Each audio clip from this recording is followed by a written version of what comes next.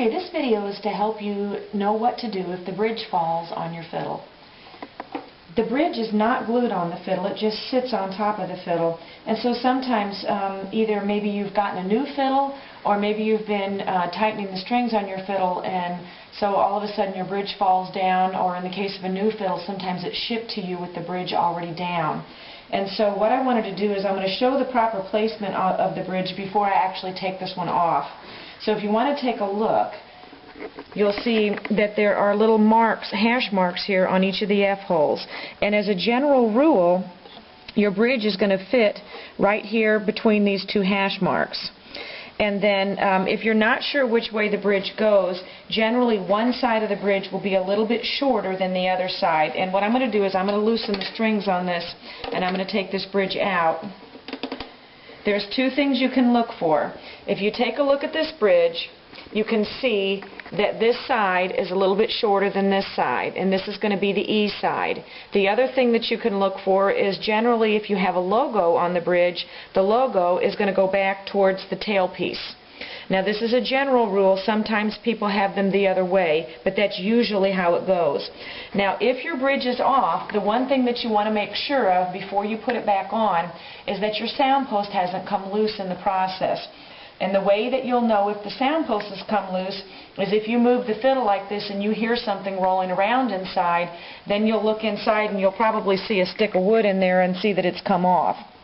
It actually is set inside the fiddle. If that has happened, then you'll need to have somebody else set that sound post before you put the bridge back on and before you tune the fiddle up, because there's a lot of pressure here and you don't want to damage the top of your fiddle.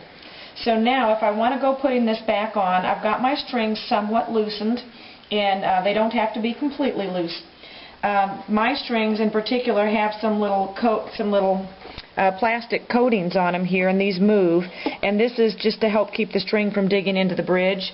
Some people don't use them. I usually do, especially like on the E string and on the A string, but the E string in particular can dig into the bridge, and so that's why they have those on there.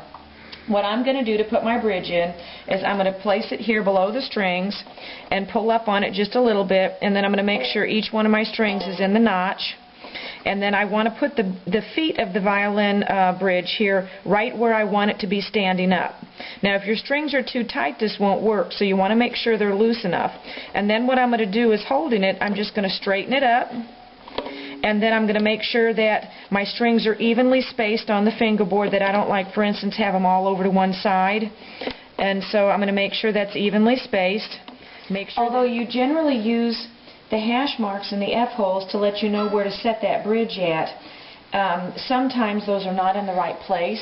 For a full-size fiddle, what you'll want to do is you can measure from the inside of the bridge to the inside of the nut. And what I've done is I have a ruler here, and I would put that up there, and the measurement should be between 12 and 7/8 and 13 inches, and you can see this one is just barely after 12 and 7/8. So that means that the hash marks are in a good place, and that's a good spot for my bridge to be.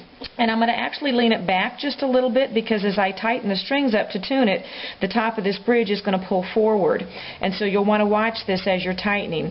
Now what I'm going to do is I'm going to lift up the E string, and I'm going to move that little rubber piece right there onto the bridge, and I'll do the same here. If your strings are too tight, you'll have to loosen them to be able to do that. You can see that I have just a very tiny bit of that rubber piece over the top of the bridge. It's not centered. Most of it's back towards the back. If you don't use these, you'll probably want to cut them off or move them back here on the winding, because you're going to hear them and they're going to buzz when you start to play. The other thing that you want to look at is sometimes the tail gut on here needs to be tightened up. The tail gut is this little piece right here. If you have a plastic one, and generally they'll be black like this, you can tighten these up. If you take everything off, underneath are some little nuts, and you can actually turn the nuts a little bit more, and that'll bring that tail piece back farther. I have a fiddle here where you can see that. You notice how far back my string windings are on this one. And some of that has to do with the individual fiddle, but some of it has to do with the tailpiece placement. You can see this tailpiece is a little bit farther back than this one is, but also there's a little bit of difference in the distance here. And again, that's going to be partially due to the fiddle itself.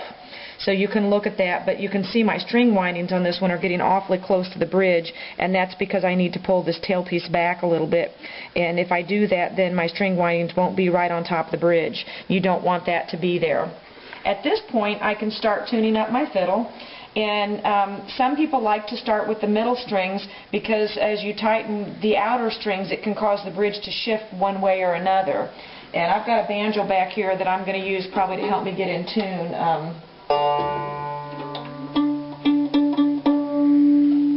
And I do this by ear. And as you do this, you're going to have to tune several times because as you tune one string up, it's going to make the rest of them come out of tune, even the ones that you've already tuned.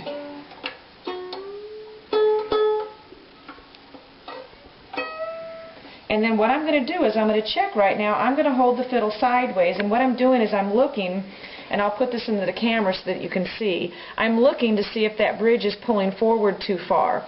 And if it is, then what I would do is I usually set the fiddle in my lap, and then I put my fingers on the bridge like this. So I've got my thumbs on the back and my fingers down here holding the bottom of the bridge, and then I use my index fingers to pull the top of the bridge forward. And that way the bridge doesn't move down here, but it gives me a better angle. So I'm going to listen to my tuning again.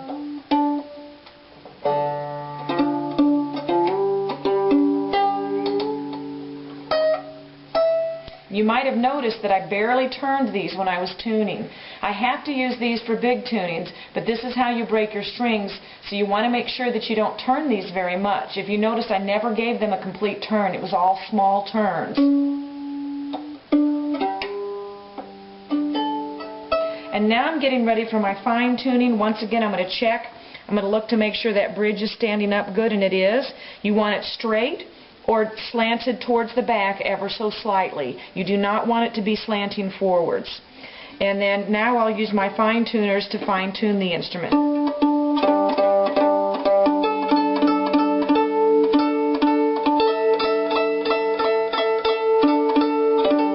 And now my fiddle is in tune with itself. I may or may not be standard, as I just picked a banjo here to help me tune it, but you can use a tuner to make sure that you're in perfect pitch. And hopefully this will help you get the bridge on your fiddle and also keep you from panicking when you're doing it. If you're having trouble with your pegs slipping, I suggest you take a look at my video on how to keep the pegs from slipping. Most of the time it just means that you need to push the peg into the peg head a little harder as you're doing that. But you can take a look at that video if you need some extra help. Thanks.